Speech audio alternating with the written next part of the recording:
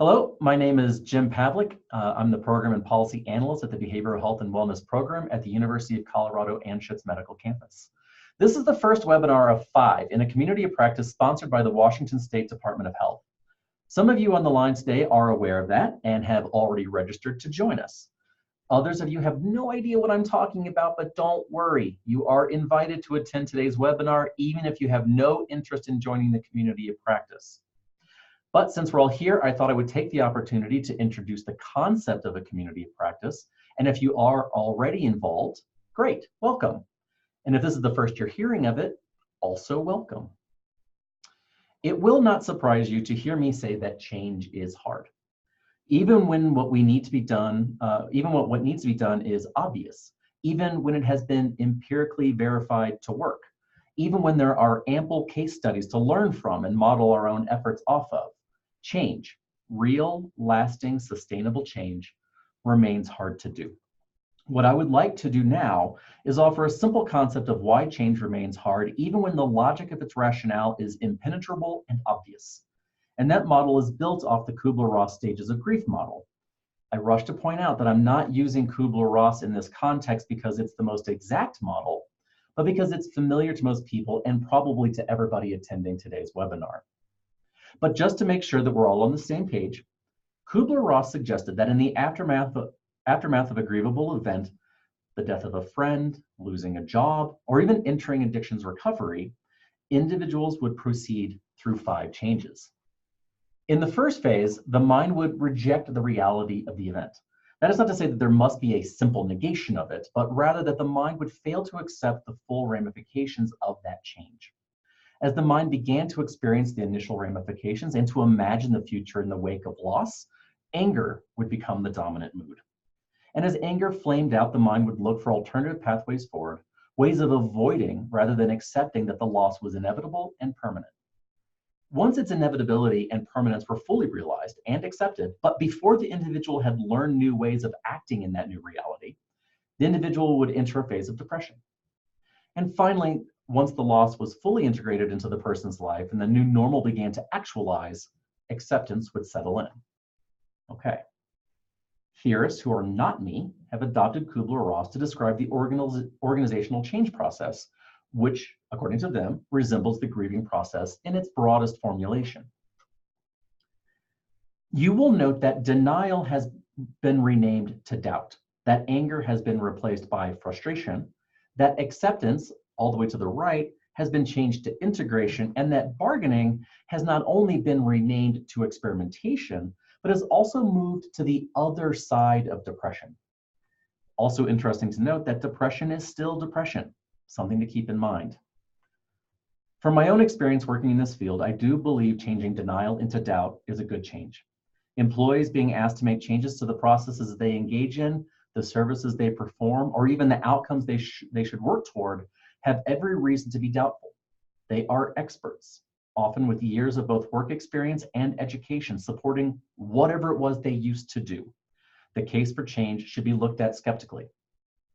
Whether anger should have been changed to frustration is debatable. In my opinion, frustration is definitely present and very real. But as the person who is often making those changes or supporting the internal team that is doing it, I can also tell you that anger is often still present and also very real. But acceptance into integration I very much like, because it highlights that acceptance follows when the model best practices have been transformed via experimentation into a shape that reflects the values of the organization, is responsive to that staff's capacity, and improves services to the customers, consumers, clients, or patients of that unique organization. What I think, in my humble and professional opinion, this model gets wrong is changing bargaining to experimentation. In fact, bargaining is not only still present during this phase, ignoring this bargaining phase or interpreting all compromises asked of planners as a good faith effort to experiment with and integrate the new process is a critical component of quality improvement failure. The difference between bargaining and experimentation is that the former is done to limit the scope of the plan, to delay its completion, or to derail it entirely. Those subject to new policies have to be convinced that this change is worthwhile, that it's inevitable, and once done, permanent. To be more explicit about this, there are a lot of psychological reasons that change is hard to implement. Some are those that anchor employees to the status quo. The other category of difficulties are those on the right that often need to be added to make takeoff possible. We can think of a hot air balloon as a metaphor here. In order for a hot air balloon to take flight, we need to drop the ballast and we need to fill it with hot air. Things we need to drop and others that we need to add. The knowledge, training, and resources provided by a community of practice are specifically to address, or specifically designed to address many of the concerns listed on this slide. And the manner we do that is twofold. One, as experts who have guided organizations to do this for years, we have a lot of domain expertise ourselves. And two, and more importantly, we bring together individual organizations of varying capabilities and expertise to ask questions of and provide advice to one another. Which is to say, this community of practice contains 3 elements, each one putting a different group at its center. The first are webinars like today's. We have worked together with the Department of Health to pick 4 of the 5 topics. However, we anxiously await input and redirection from the community of practice's participants. What topics would you like to see us cover? The webinars are traditional webinars, that is, presented by nationally known experts on the topic at hand. Today's webinar is presented by Dr. Chad Morris, a psychologist working in this field for decades, the designer of our tobacco-free group curriculum, and a professor here at the University of Colorado Department of Psychiatry. In the webinars, the academic experts are front and center.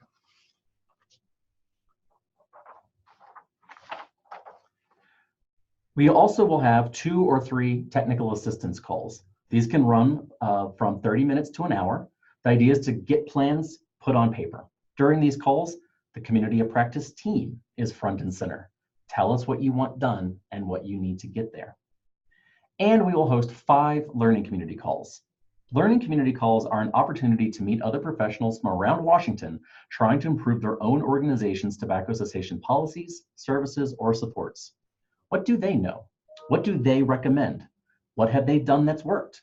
What obstacles did they face and how did they overcome them?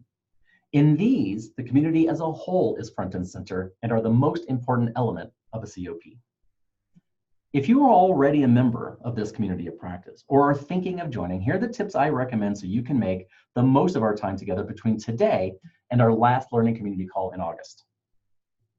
Now, I'm not going to read all of these because I want to save as much time as possible for our co-treatment presentation, but the slide deck will be available to community of practice members via a resource website that BHWP will maintain for you. I do want to emphasize a few of them right now. And the first one is getting to work right away. Name your team, identify a 3 to 6 month goal, and identify the things you need to obtain that goal. To assist you in that endeavor, you can go to our website right now, bhwellness.org, and under resources, get a hold of our fillable PDF version of what we call the Dimensions Action Plan. On this form, identify 2 goals that can be accomplished in the next 3 to 6 months, and for each goal, identify a barrier. Look closely at your barriers and ask yourself, does this barrier need a plan of its own to overcome? If so, make overcoming the barrier a goal. For example, if you identify leadership buy-in as a barrier, is that just going to arrive on its own? Probably not. So how are you going to get it? Do you need to present at a meeting, organize a training that you invite your leadership team to, etc.? If the barrier is money, can you get money? What's your plan to do that? Write a grant? If the answer is there's nothing I can do about it, then move your attention to a different goal for which you have no barriers or only have barriers you can address. Those of you familiar with SMART goals will know that the R in SMART means realistic, and realistic means can be accomplished with the resources you have or can obtain. Unrealistic goals are not SMART, SMART goals. Also on our website are a host of other resources. I pictured our policy toolkit here because it's a common one and one we consider one of the foundational 3 resources for tobacco cessation services quality improvement planning. The others are our workflow analysis guide and our summary of the clinical best practices for healthcare providers, all of which and dozens more are freely downloadable from our site. Finally, avail yourself of outside resources during your time with us. We always recommend that people check out the National Behavioral Health Network for Tobacco and Cancer Control, a partnership between us, our close associates at the Smoking Cessation Leadership Center, the National Council for Behavioral Health, and the Michigan Public Health Institute. NBHN hosts webinars throughout the year with national experts, and they also hold regular communities of practice of their own, which BHWP plays an active role in, typically in a faculty capacity.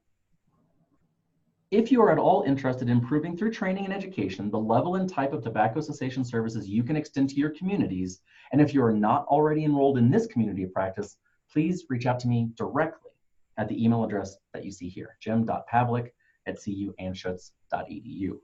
There will be 4 more webinars after today's. There will be 5 learning community calls, and there will be 2 or 3 technical assistance calls depending on need between now and August. The first learning community call is 2 weeks exactly from today, February 10th at noon. All of our COP events occur Mondays at noon. And as far as an attendance requirement for the community of practice, we do ask that each participating organization have at least 1 person in attendance for each of the 5 webinars and 5 learning community calls.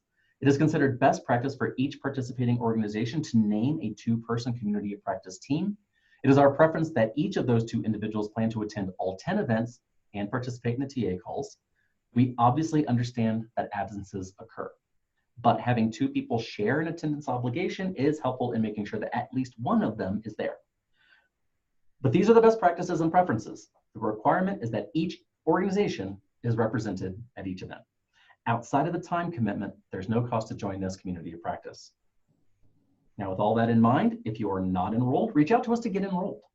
We do have a cap to how many more organizations we can accept. So if you're interested, send me an email right now, or wait till the webinar is over, your choice. The webinars will remain open to the public, and you can attend them as you learn about them. The learning community calls are invitation only, and invitations are reserved for community of practice enrollees. So as soon as you get your email noting that you've been accepted, go ahead and plan on joining us for the LCC on February 10th. And with that, I'll let Chad take over control of the slides and start his presentation that you no doubt joined us to hear. Great, thanks, Jim. And I'm gonna, looks like you have to stop your sharing, and then I will start mine. Thank you. Yep. So we're just getting the screen up so we can continue the presentation. And again, thanks, Jim, for that introduction to the community of practice. And so you should be seeing the slide set up again right now. And again, this is Chad Morris, and I direct the Behavioral Health and Wellness Program at the University of Colorado Department of Psychiatry. And we're extremely excited to start this new community of practice cycle and to work with many of you that are already signed up for the community of practice. And so we thought it would be a great topic to start with to touch on co-treatment. And this is a little bit of a truncated version of this presentation, but we'll be able to get through quite a bit. But this is a really timely and salient issue, and I hope that you I hope that you appreciate the topic, and we'll leave some time for Q&A at the end, and depending on how much time we have, you can also contact us, and we can talk further as well, and we'll give you more contact details as we move along. But moving to the first slide and just introducing this topic of co-treatment. So we're really talking about co-treatment across both tobacco and alcohol and other drugs, be they illicit or prescription. And you know, we've done a tremendous job in reducing combustible tobacco use, so smoking across the years. So we're at the lowest prevalence that we've seen. So about 14% of adults right now in the United States are smoking cigarettes. Unfortunately, though, there are certain populations that have just really not seen those gains and reduces in prevalence rates. And one of those groups are individuals that are using alcohol or other drugs. And so that they smoke at a tremendously high rate compared to the general population. And that's that top line. So overall, you're kind of seeing the trend, very sharp trend downward, both for men and women in the United States till about, probably about 2013, 2014. So, but again, we're about 14%, but that top line is showing you for those using other drugs, If you look at the range of studies out there, if you are using alcohol, you're probably using tobacco at about 50%. And there are other drugs such as heroin and opioids, other opioids, that rate of co-use might be as high as 90%. So that's what that's demonstrating to you, is that those populations are not seeing those gains or that appreciable downward trend that the rest of the population is seeing right now. And on top of that, just to throw out some other facts that support that, a colleague of ours, Joe Gaidish, out of the University of California, San Francisco, he did a really nice review of and a meta-analysis across studies for several decades, looking at if individuals are in treatment for addictions, what are their smoking rates? And he's showing about an average of 76%.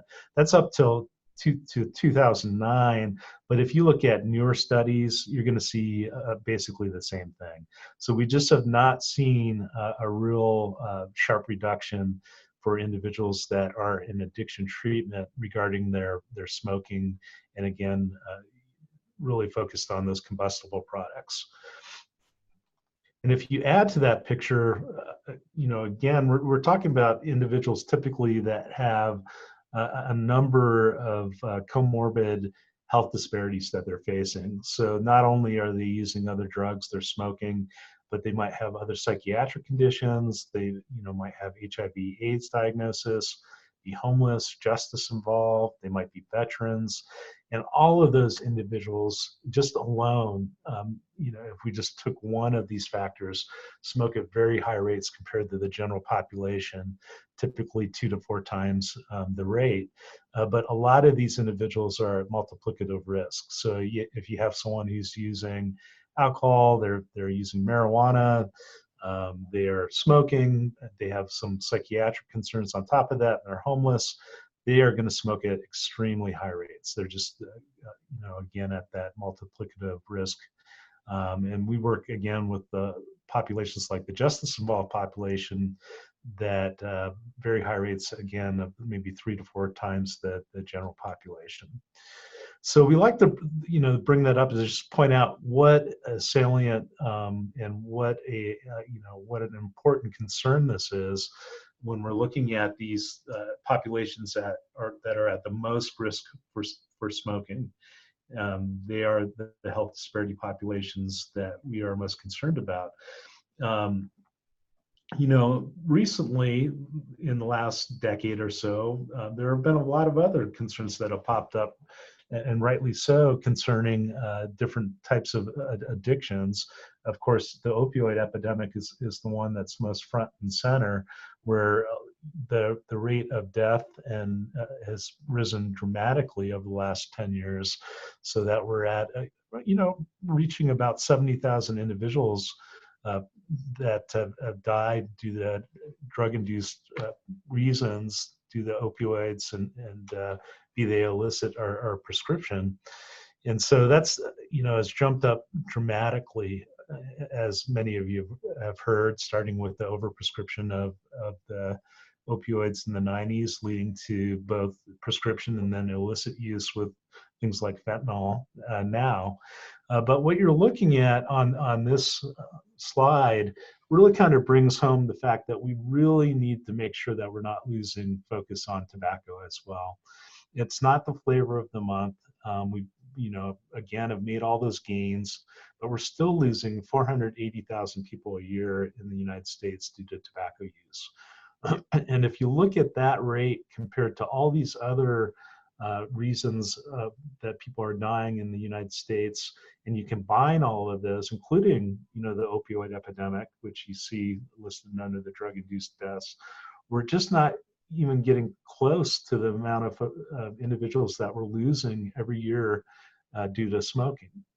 And that asterisk that you see on the left-hand side on the tobacco column is showing you that about 200,000 of those individuals are people with behavioral health conditions. So they are disproportionately affected and losing their lives due to smoking. We're not even talking about all of the other health-related concerns that smoking leads to. This is just deaths. So, the point here is we don't want to lose track of something like the opioid epidemic, of course not, or weight-related deaths, but we need to keep our eyes and make sure that tobacco doesn't fall off of the radar, because we're still at the point that it's flipping a coin. If you're a smoker of combustible products, you still have a 50% chance of dying due to that use. But we really have a lot of opportunities, and really something like the opioid epidemic has brought into focus the fact that that is an epidemic. We do have to concentrate on it, but it has also provided some opportunities to look at co-treatment more carefully and the benefits of co-treatment. And that's really what the Surgeon General was saying in his Facing Addiction in America report that he put out quite some time ago. For those of you that don't know, the new Surgeon General report on tobacco just came out last week, so that's one that's worth looking at as well. But in this, we've known for quite some time, this is what the evidence really, really supports, is that co-treatment is the only adequate solution. It really doesn't make sense to focus on one addiction at a time. So it doesn't make sense to focus on marijuana and then focus on cocaine, or cocaine and alcohol. But tobacco is very much in that mix as well. It really doesn't make sense to focus on a wide variety of other addictions and not put tobacco in the mix and treat tobacco concurrently. And what I mean by concurrently is not necessarily the same day or the same hour, but really look at these addictions together and how we can treat these addictions together whether someone's coming in for outpatient, inpatient, community-based services, et cetera. And we'll talk a little bit about that. And part of the reason why this makes so much sense is if you look at the determinants of health, and this is really, again, coming from the Surgeon General report, but this is what the literature supports generally across different kinds of chronic illnesses and so forth, is that the factors that we're facing are really the same. It doesn't matter if it's tobacco or it's the opioids that we're looking at, is that there's a mix of determinants of health that factor into each of those addictions that we really need to pay attention to. And some of this is around kind of upstream, big, I call them big P policy types of initiatives. So, law change and so forth. But a lot of it's around really looking at the physical environment and the policies that we can affect in that regard that really have an effect on all types of addictions. And how are we looking at access to care? And of course, genetics and biology factor, and we're going to talk a little bit about that, and social circumstances. But the kind of the optimistic picture here is that there is so much we can do with addictions. It's not a foretold conclusion, is that individual behaviors play a tremendous amount here. And those are things that we can help people change over time. We can help change the physical environment. And so even if someone is genetically and biologically predisposed to these types of addictions, we have so much room for helping these individuals across addictions and really helping them with their recovery, much more so than many other medical conditions that are out there. And so if we look at a few of these issues and really how they overlap across addictions, it's definitely biology is there. It plays a factor, but it's amazing at how similar the reward pathway is for something like opioids or meth or with tobacco. It's very, very similar. We're talking about many of the same pathways. And with nicotine, it's really the nicotine acetylcholine receptor system, but any kind of pharmacological class is going to tell you that there's never one class of neurotransmitters and receptors that are impacted at any given time. It's a mix. And so that when we're talking about nicotinic receptors, there's an effect on the opioid system, there's an effect on the cannabinoid system, etc., on the serotonin system, which is very much interlinked with alcoholism. And so we're really talking about very similar mechanisms when it comes to kind of the biological action.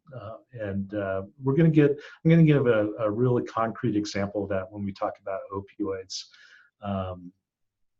in a few slides. And the other thing on the behavioral health side, or I'm sorry, on the behavioral side as well, again, these addictions are very, very similar. Everyone, if you talk to anyone with a major addiction, they recognize that it's unhealthy. I mean, they do it, they feel like they're getting a benefit from it, or they wouldn't be doing it. So this is tobacco, this is opioids, etc. Individuals that are addicted really believe that there's some kind of positive function here. And that's why they're using it. And a lot of times it's relief from stress, anxiety, depression. And this is very much the case with tobacco, but it's very much the case with a lot of addictions out there. And so people are really using this as an indirect coping strategy. And one addiction really reinforces coping through addiction for other addictions. So if we're not looking at tobacco at the same time we're looking at other addictions, we're indirectly or directly really reinforcing coping through addiction. And a lot of times what people perceive as stress reduction or anxiety reduction or depression reduction is really just relief from the withdrawal symptoms of having an addiction. And so there's a lot of education that has to go along with the treatment modalities we use, but really individuals that are using these, and again, I'll just use tobacco as an example, they feel like they're reducing their anxiety and depression, but they're really shooting themselves in the foot, because we know that long term, and this is what the empirical literature will tell you, is that you're really increasing your depression and anxiety over time. You're not decreasing it, unfortunately. So we're just exacerbating the problem over time. And then we get into some other issues that are just cross-cutting. And so a lot of this are just the mechanisms that we're using to smoke different things, for instance. And so with youth, we have to look at things like juuling and the electronic nicotine devices and so forth, and look at how these are being used, because they're not just being used for nicotine. I mean, that's one issue that is very much in the forefront as we're looking at co-treatment that we need to really accept, is that we're no longer just talking about tobacco and combustible products, but really what we're talking about is nicotine and how we're going to address nicotine addiction, not just tobacco addiction. But the fact of the matter is that whether, in this case, we're looking at youth on this slide, but whether youth know they're smoking, various things in these products is very questionable. A lot of people think they're, smoking just nicotine, or just having flavored products, but they're, smoking nicotine. They feel like they're, using these products for marijuana. And, as we know recently from the epidemic of respiratory illnesses and the deaths and disability through a lot of these products, that we just don't know what's in a lot of these. And if you're using questionable products and off-market products and black market products, and you're using these products for marijuana, you're putting yourself at serious risk. And you see that, this is even a few years ago, how many youth are using these products for marijuana, not just nicotine. But this is, the point of this slide is just showing you the crossover between these, not only the addictions, but also the, how people are using these new devices, which are going to be ever evolving to use these different products at the same time. And of course, you can put all sorts of things into electronic nicotine devices. And it's just not marijuana. You can put all sorts of different drugs in these at the same time. If we're looking at youth, we know that there's a decrease in the mean age of first marijuana use, but youth have very different perspectives on marijuana, perceiving these as much less harmful and not disapproving of them as much as cigarettes. And so, there really is, we're introducing a whole new generation through these new products to different addictions and different ways to get into these addictions. But a lot of the youth, of course, that are getting into nicotine right now, they were never smokers. They're getting into nicotine addiction through these new devices. And of course, that's a whole nother topic that Jim or I or others could spend, a good half day just talking about ends and vaping alone. But I told you I'd get into a nice example of how these biologically these different addictions are crossing over, and it's really interesting on at least three different levels about how opioids and smoking cross over and lead to cross priming and cross tolerance and cross use. And so just starting at a behavioral type of perspective, again, if you are behaviorally using one drug, you are putting yourself typically in environments where you're coping through addiction, but you're also in environments where there are other drugs to be used. And so you're really teaching yourself in environmentally, socially, psychologically to use other drugs. And so that's at a behavioral level. But what's really interesting about opioids and smoking is that we know that adolescents that start smoking at say they're 13, 16 years old, that if adolescents that smoke, that actually leads to chronic back pain. So initially when you smoke, it can, for many people, it can be kind of an analgesic, it can be a pain reliever, but chronic use of smoking can lead to chronic back pain, and as you're an adult. And so what does that do? That leads to use of opioids, typically, again, starting with the prescription opioids for back pain, that then often leads to illicit use of opioids. So it's very interesting. A lot of people aren't aware that smoking itself causes chronic pain that leads to opioid use. And then we talked about, from a neurotransmitter standpoint and a receptor standpoint, is that there are cross priming across and tolerance across the opioid system, and as well as the nicotinic acetylcholine system. So if you're a smoker, you're going to become more tolerant to opioids and vice versa. So that's, at the brain level, in the central nervous system level.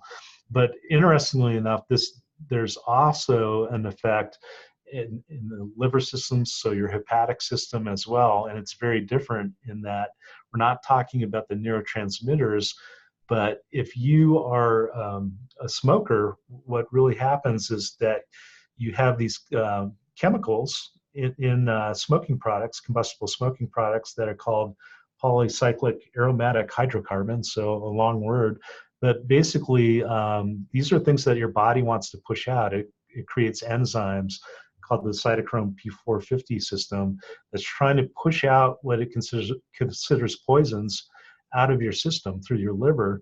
But at the same time, it's going to push out a lot of the methadone, buprenorphine, so the medications for opioids as well. And so essentially, you're going to need higher dosages of these opioids in your system to get into a therapeutic window. So you're creating tolerance through that action as well. So there's all of these different kinds of bidirectional actions going on with just opioids and smoking. And you put marijuana on top of that, you put alcohol on top of that, it even becomes more complicated picture.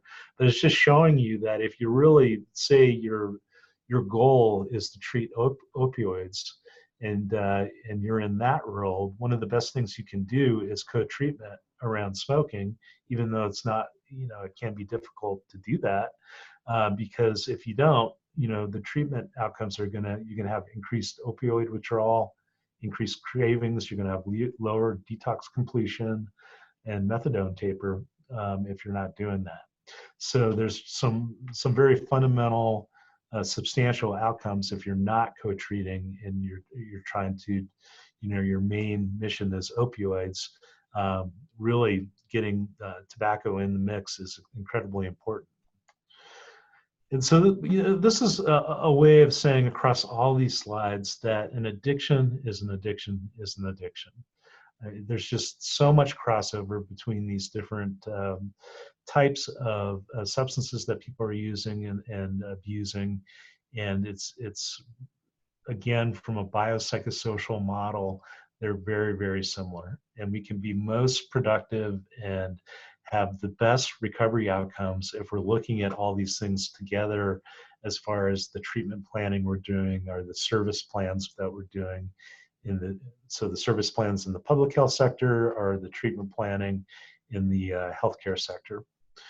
And again, we know this from the empirical evidence. So this is a nice meta-analysis that's been around for quite some time, but we use it all the time because it really points to the power of co-treatment, saying that if someone comes in to some kind of, say, an inpatient setting, and they're working on their cocaine, they're working on their opioids, that if you co-treat tobacco at the same time, you're going to have a 25% increase in long-term abstinence from the main reason that someone may have come into treatment. So again, for their alcohol, for their opioids, etc. That's a hugely significant increase in long-term abstinence.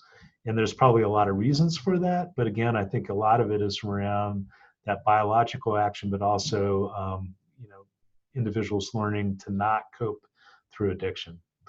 Because if they're still coping through addiction through using tobacco, they're going to put themselves at higher risk for moving back and relapsing to those other substances as well. And there's some other, if we go upstream a little bit and we look at prevention and so forth, there are a lot of other kind of global actions that we can take at a higher level that really apply across addictions. And part of this is looking at just early adversity. So probably most of you, if not everyone on the phone, is aware of the ACEs study and looking at, again, early childhood adversity and events. And we know that children that report more than 4 categories of adversity exposure are much more likely to start smoking, and their course of addiction is going to be much different. They're going to be heavier smokers, more dependent smokers, etc. And of course, this applies across addictions. So I'm just putting up the stats for smoking, but this applies across addictions. And so that we know that one of the mechanisms for affecting change would be to go back and really look at toxic stress and intergenerational stress and really try to intervene early and look at how we can work with families and help them really prevent some of this early adversity that we know lends itself to a lot of addiction later on. And a lot of this is through mechanisms like cortisol. If people are stressed over and over at an early age, they're going to be less responsive as far as their cortisol levels, which leads them to be more emotionally liable. They're going to be more impulsive, etc., and again be more likely to abuse substances. So that's why something like this is so important as part of kind of the general addiction control strategies that we have. In addition to that, looking at implicit bias and stigma. A lot of times when, and I'll use tobacco as an example here, a lot of providers have a bias that individuals that are dealing with issues like psychiatric issues really are unable to quit smoking, or maybe they're unable to not, or to lose weight, for instance. And so there's that stigma. It's both in, external stigma and stigma from the health provider field, but it's also internal stigma from patients and clients. But we know that, and again, this is what the empirical evidence will show, is that providers are a lot less likely to bring up smoking and bring up some of the interventions and the referral sources if they feel like someone just isn't they have a psychiatric illness and they're just not going to be able to benefit. So we have a lot of work to do in that regard. And along with that, with implicit bias and stigma comes societal isolation. And so much attention has been paid lately to how addictions are interrelated or related to isolation. And so we have a lot of work to do there. But people that are dealing with implicit bias also tend to keep more secrets from their medical providers. They tend to delay their care until they're much, much sicker. And then they try to make unaided attempts at abstinence. And so this is another example that's cross-cutting across addictions, where we can do a lot more work with interdisciplinary providers and with other service providers, like in the public health space as well. We also really, we have a real philosophy at the Behavioral Health and Wellness Program that we need to approach addictions from a whole health standpoint. And really, this is something that's cross-cutting as well, and really look at the multiple dimensions of wellness and trying to open as many doors to wellness as possible for individuals. And this applies to all of us, but definitely to individuals that are facing health disparities. But our finding has been that if you open multiple doors to wellness, everyone's willing to walk through one of those doors. And so it's really looking at how can we meet individuals where they're at, and start to work on those dimensions of wellness first. And those naturally, then as people build self-efficacy, maybe they want to be more social and really decrease that social isolation that they might be feeling that's very intimately connected to addiction. But as that's their goal, they start to work on that, build self-efficacy, and that self-efficacy really translates into other dimensions, and into working on their other addictions, for instance, and their physical well-being. And so we highly recommend that we really approach treatment planning from this perspective. Another example is that we have found that with youth, it might be very hard to engage youth. Most of you who've tried to work with youth know this, but we find that they are very amenable often to a whole health approach that you then integrate addictions like nicotine addiction and vaping and things of that nature into a whole health approach. And they seem to be more willing to engage in that than just looking at one addiction at a time, for instance. And then we need to really get back to basics. And so this, we feel very strongly too, that we have a lot of work to do just in building a platform for engaging people and meeting them where they're at. And so really getting back to mindfulness and awareness, and then as part of that, making sure that we're all up to speed on motivational interventions like motivational interviewing, and really being able to, again, if we can't engage folks, then we can't enroll them and we can't sustain them into treatment. So really getting back to our basics and meeting people where they're at in their stage of change, and then going from there and making change possible across addictions. And if we do that, then we're able to move folks into the platforms for intervening that we know work. And so in the tobacco world, we call this the 5 A's. And some of you might have heard of this, and some of you might not have heard of this, and that's fine. For instance, in the behavioral health world, we might call this SBIRT, so screening, brief intervention, and referral to treatment. It's exactly the same thing, but basically it's looking at a classic platform for addressing chronic illness, where we first need to ask if someone has an addiction. And often, for instance, tobacco has not been on that list. We might be asking about other addictions, but we don't treat tobacco in the same way. So we just need to ask about all of the addictions, and whether that's creating registries or whatnot, but ask on a continual basis whether individuals are using these different drugs of choice, and then advising them to quit using those or become abstinent. And that has a lot of power, just that very simple intervention. But then also doing an assessment of dependence level and polysubstance use for each individual, so that we can then move into assist, which is really treatment, and making sure that we're treating and we're at the right dosage. And by that, I mean both dosage of behavioral treatments as well as medication treatments, and meeting people's level of dependence. Because we classically, for instance, in the tobacco world, we often do not meet people's level of dependence, and then they say, the treatment didn't work, and it's because we didn't have the right dose in mind. And then arranging follow-up and spinning that wheel and making sure that we're coming back and making sure see what worked, what didn't work, and then to go from there, because we're talking about chronic illness here. And so like any chronic illness, so whether it's diabetes, asthma, it really doesn't matter. Addictions is the same way, is that you have to hit both the physical side and the behavioral health side of the addiction. And so on the physical health side, for something like tobacco, we need to make sure that we're really pointing people in the direction of the 7 FDA-approved medications that exist out there, but also changing the habit, because we know that if we don't do the work around the habit, it really doesn't matter what success we have in the short term with the medication management, because as soon as we stop that, often people relapse because they don't have the coping skills in place. So we have to hit both the physical and behavioral health side, and this is the same across all addictions.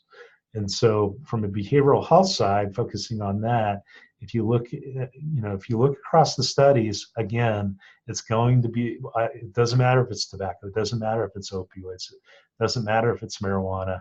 The literature is going to tell you that it's the same treatments. So it's CBT, it's contingency management, it's motivational enhancement, it's school-based services, and it's so easy, for instance, to integrate something like tobacco into an existing program that's doing cognitive behavioral therapy and psychoeducation.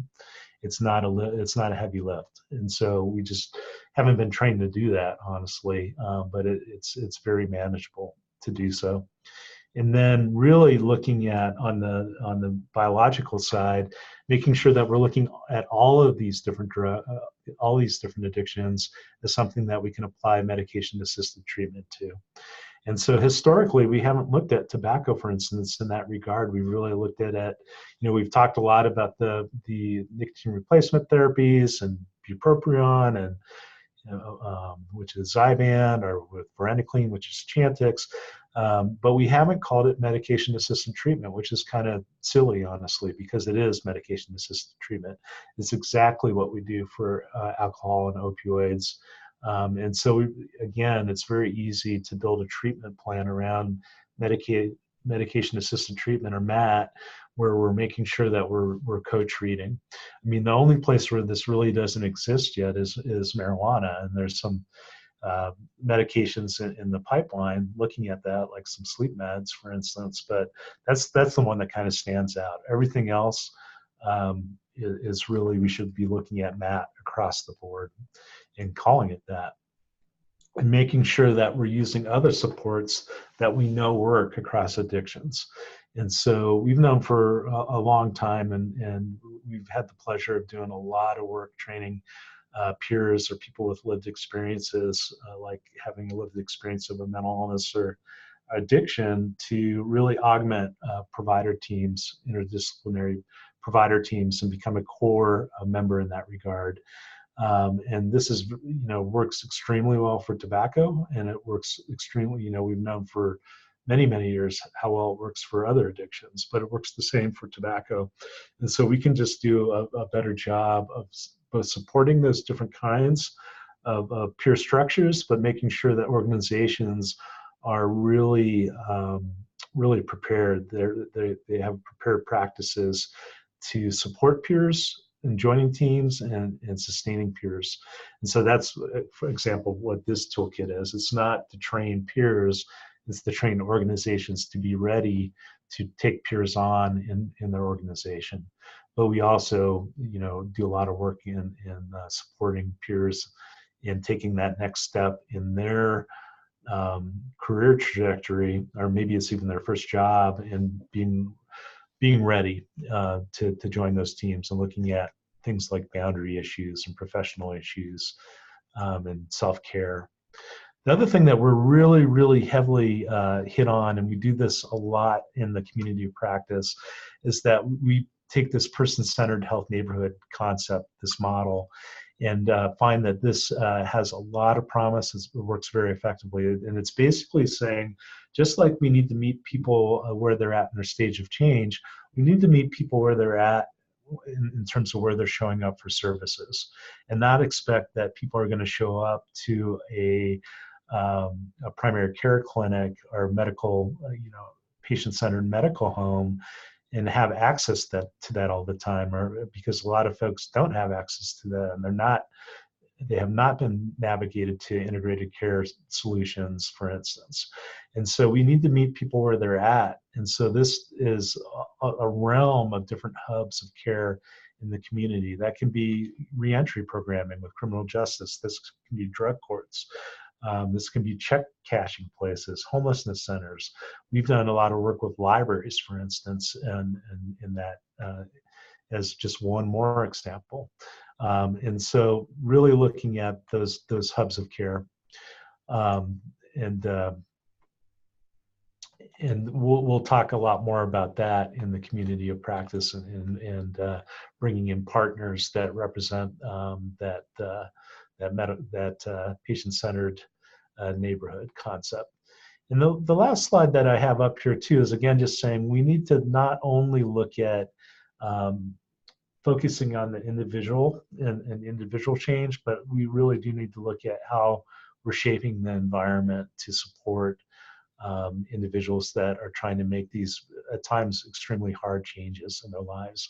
And so a lot of that's policy. And so that's why Jim had mentioned the tobacco-free policy toolkit, and looking at how we need to do this from a co-treatment type of standpoint.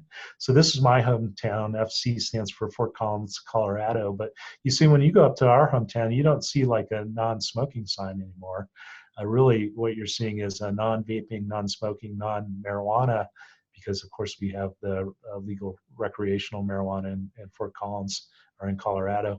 And so we need to really approach these things together to be effective from a policy standpoint as well. And we do focus a lot on that in both in our community of practice and our learning community calls that we're going to be doing. And so this is us. And so feel free to reach out to us as we move along. There'll be lots of chances to contact and work with us one-on-one, but in the immediate, if you have any questions, feel free to reach out and ask them. So with that is like the short version of the co-treatment talk, just to kind of get us jump-started as far as this community practice. But I'd like to